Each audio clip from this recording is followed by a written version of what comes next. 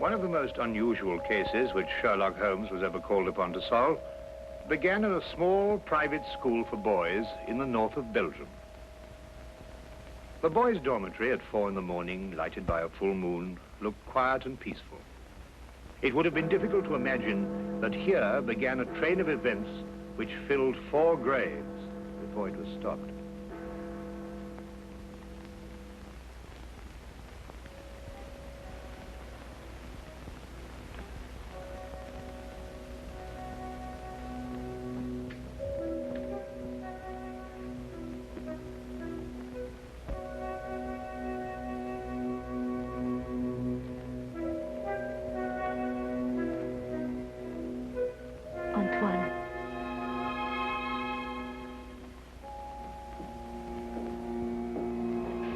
Antoine.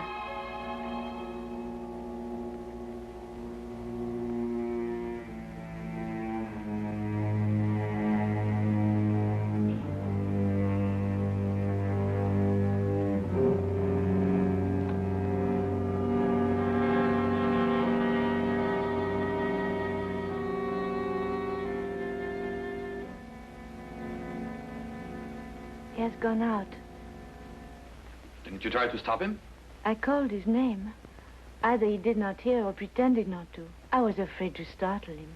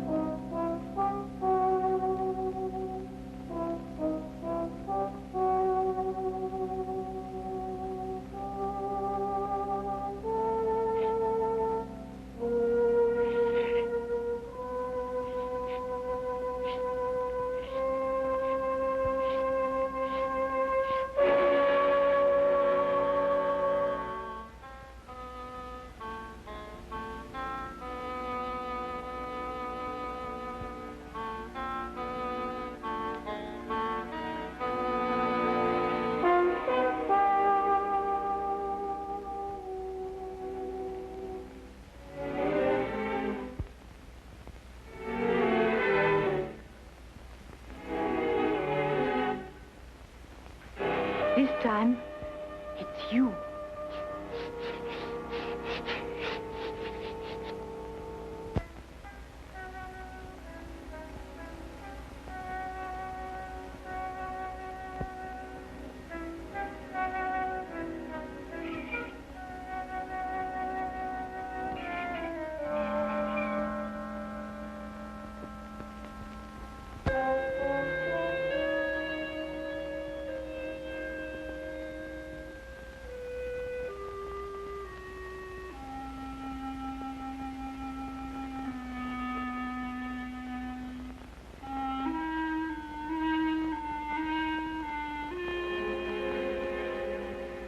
Monsieur Caron, is there nothing wrong? No. Nothing, Antoine. Go back to sleep. What are you going to do? The police? It will be the end of my career. We'll have to close the school. Send the boy away? Would that stop it? I suppose not. It's horrible. 3 deaths in 3 months. Each one foretold by the writing on the church steps. I still think the police... No. But your own life. I've never felt in better health. And if I'm careful to keep out of drafts and avoid falling downstairs. How can you joke at a time like this? There's a man in London He's solved cases even more hopeless than this. Sherlock Holmes? You thought of him? Let me write to him. And ask him to do what? To come here, investigate. Find out who is responsible for those deaths and how a schoolboy can tell in advance who is next to die. And have the school invaded? Our teachers questioned? Our boys terrorized? I'll do my own investigating, Mademoiselle Grande. In my own way.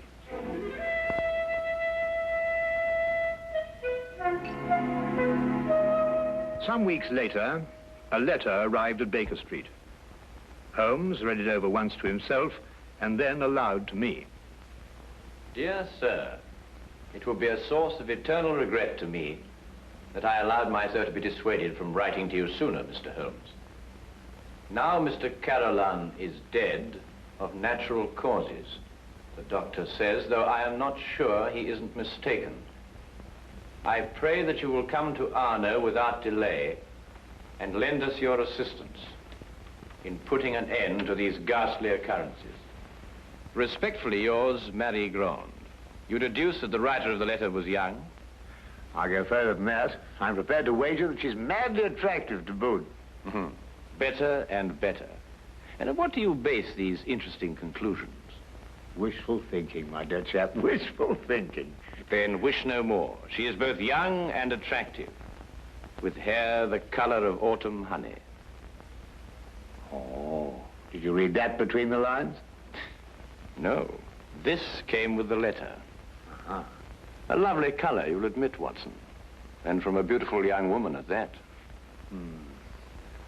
Now, come, Holmes. That's neither logical nor factual, and you know it. You aren't the only one privileged to think wishfully, my dear Watson. Bravo. So you're going to take the case? Yes, and if you pack for us both, I'll arrange for tickets. The boat train took us to Dover. By mid-morning the following day, Holmes and I were sitting in the headmaster's study at the Arno School in the presence of Mademoiselle Marie Grande, who was indeed extremely attractive, with hair the exact shade of autumn honey. Then you're quite sure you've told me everything, Mademoiselle Grande? That is only the matter of the old woman, but I don't think it's important. Well, let me be the judge of that, mademoiselle.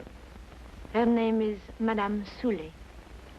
She's a harmless, feeble-minded woman who sells charms and love philters for the ignorant. Some have called her a witch. I see. And what is her part in this affair? She admits she went to see those whose names were written on the church steps and offered to sell them some charms against the evil omen. That's most interesting. Did any of the other victims purchase these charms? I can only speak for Monsieur Carolin. He did not. And what about the others? Were they persons of wealth? No. Two were quite poor. The third one moderately well off. We have no really wealthy people here in Arno, Mr. Holmes. Except, of course, the Count de Passevant. You know the Count? No, indeed. I only happened to pass a carriage on the way boasting his coat of arms. However, I should like to have a word with this Madame Soulet, if that can be arranged. You have only to go to her house. It's on the edge of town, on the North Road.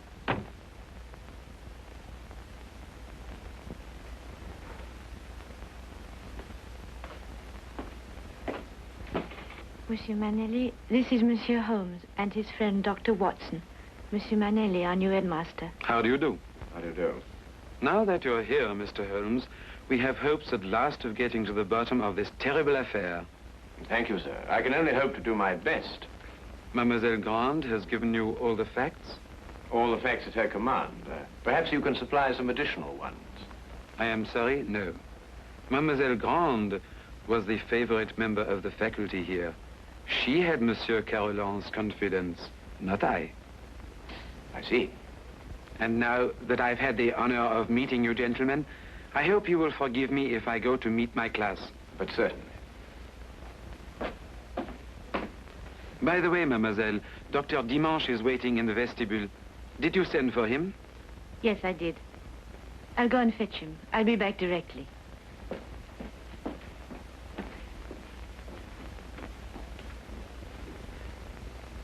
But the boy, Holmes, the boy, you hadn't asked to see the boy. The boy can wait, Watson. Yes, but why? Surely he's the most significant part of it. No. Because he did the writing on the church steps. Why, yes. Well, I suppose in that case you'd say that the chalk also had significance. No, that was just an instrument. Precisely, my dear Watson. Precisely.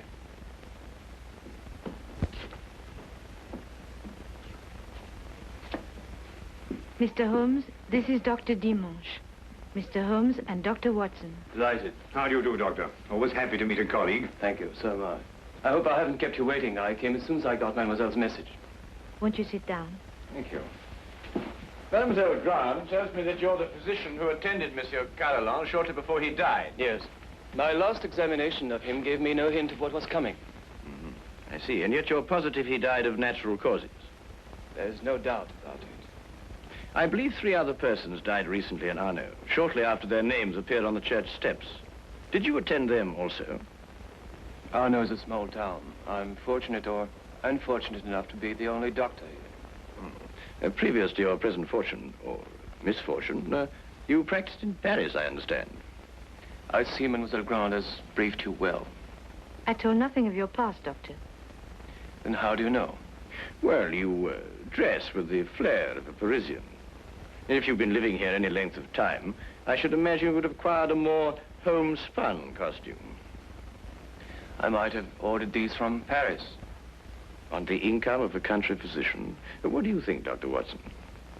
Hardly likely, Holmes. Capital, Mr. Holmes. Your powers of deduction have not been overrated. But you didn't ask me here to discuss my clothes or my income. How can I help you? Dr. Dimanche,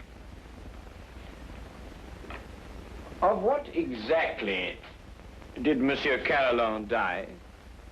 Heart failure. Were you carried out to post-mortem? There's no need. The signs were obvious. I see. And you saw nothing suspicious, either in the case of Monsieur Carolan or of the other victims? Not one thing, Mr. Holmes. That's interesting. Perhaps you'd care to put forward a theory of your own as to the connection between the prophecies and the deaths. I have no theory. The explanation lies either in the most extraordinary combination of coincidences or in some sort of prevision on the part of the boy, Antoine. Do you believe in prevision or telepathy? Years ago, my professor at Salpêtrière did suggest there might be something in it. For myself, I don't know. I neither affirm nor deny.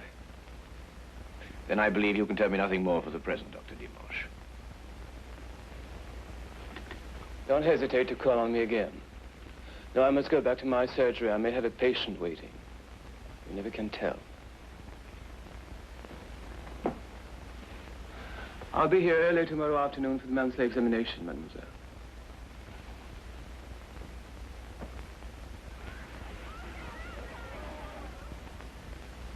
Dr. Dimanche examines your pupils every month, then, mademoiselle? Yes. The health of our pupils is of the greatest concern to us. So it should be, Mademoiselle Grant. So it should be. You know, it's an extraordinary thing, the odd and assorted illnesses that crop up in a boys' school. Vous devez être en classe à cette heure au lieu de courir dans les couloirs. Allez maintenant. That is he. So that's the boy who on 4 separate occasions was able to foretell the death of a citizen of honor. Well, there must be some logical explanation for it. There is, Watson, there is. Holmes, do you know how it was done? Yes, that part was simple. Our main difficulty will come when we try to prevent the 5th murder.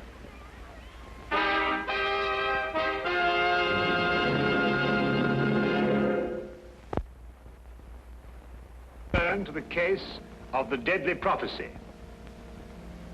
The church on whose steps the deadly prophecies were written stood less than 100 yards from the school. I had supposed that Holmes, with his usual attention to detail, would want to examine it thoroughly, but once again he surprised me. He did not stop.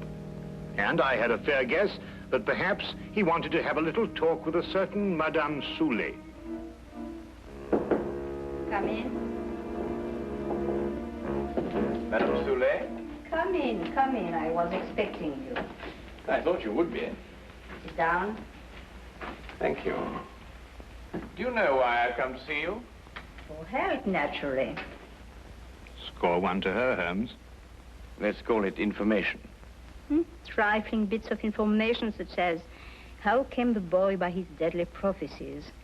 Whose hand was it made them come true? Suppose we start with a bit even more trifling. You offered charms to the victims. But how did you know who they were before they were struck down? There were no announcements made. If the Englishman will cross my palm with English gold, You'll tell me?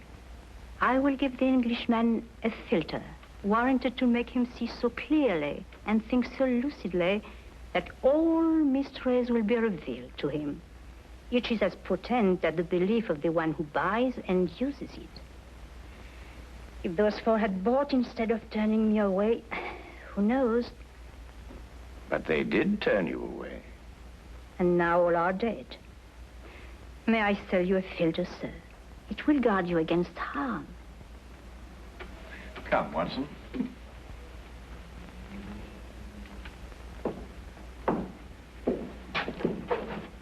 Good day, Madame Soulet. You are a wise man. You say little and listen well. Good day to you, sir.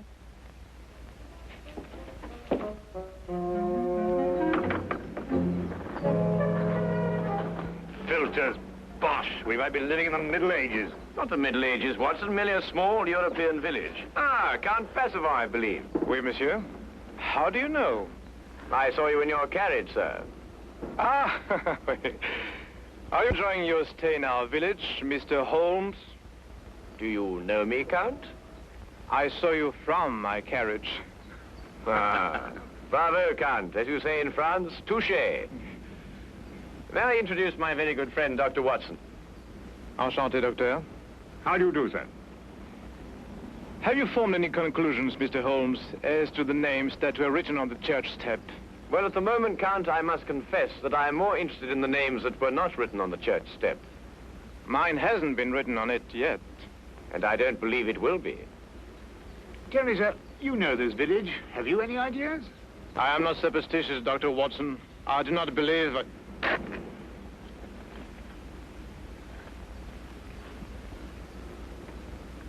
You're not superstitious, Count? Madame Soulet's filter, at least, can do no harm. Good day, monsieur. Good day. There were a few points about this case which Holmes thought could best be cleared up in Paris. He had asked me to go alone as the following night there would be a full moon, and he wanted to stay in Arno to be on hand just in case.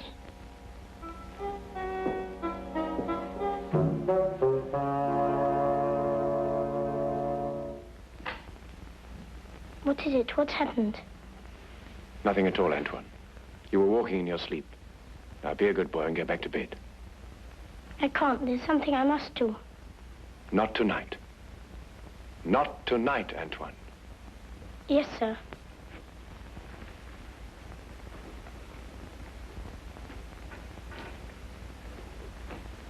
What does it mean? It means that nothing further will happen tonight. Sleep well, Mademoiselle Grand.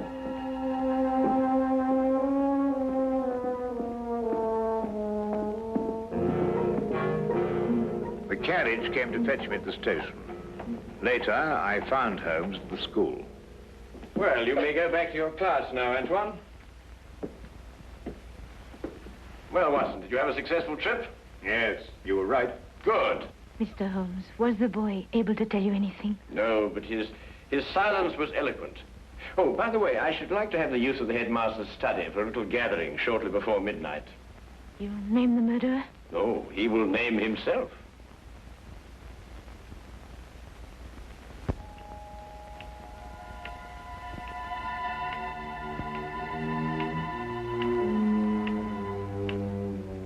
It's almost midnight, Mr. Holmes.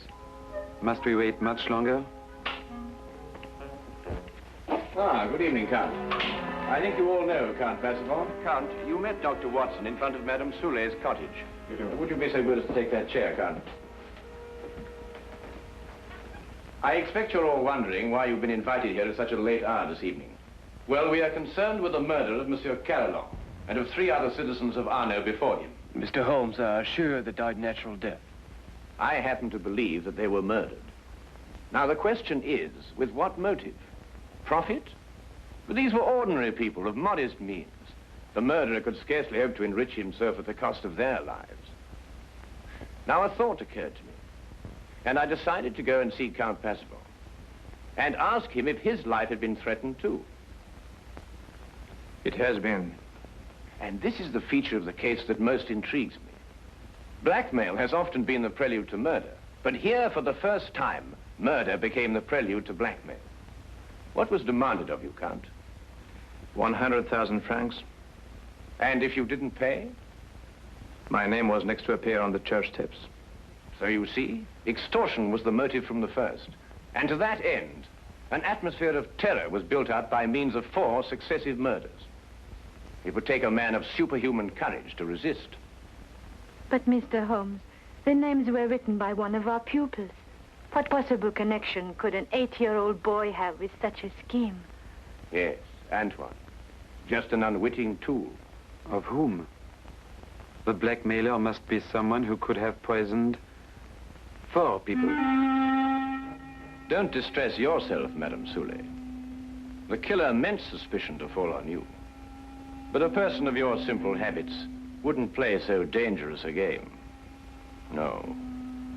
There is a suspect close at hand, who not only had an expert knowledge of poisons, but to whom the boy has been far more accessible.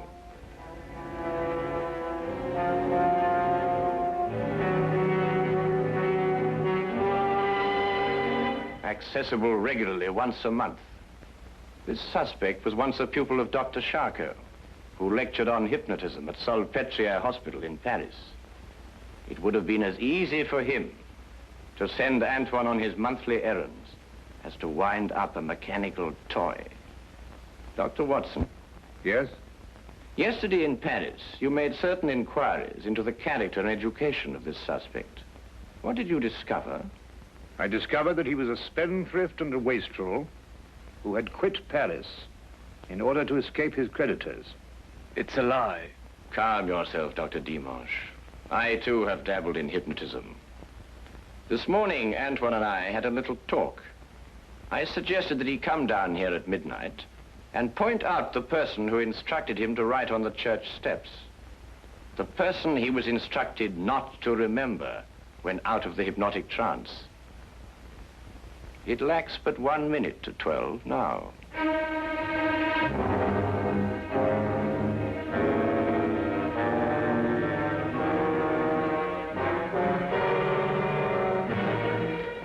Stay where you are, all of you. Don't be a fool, Doctor.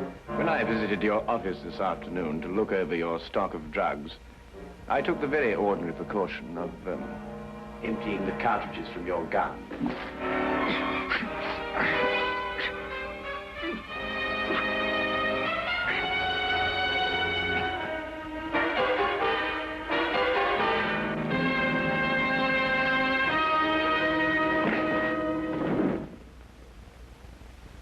Should we wait for the boy to make the identification, Mr. Holmes? Mademoiselle, Mr. Holmes's deductions are always completely truthful and completely accurate. But the methods by which he achieves these ends are not always so straightforward. He said that he'd hypnotized the little boy to have him come here tonight at midnight. How did you know it was a bluff? You also said that the gun was unloaded. Oh,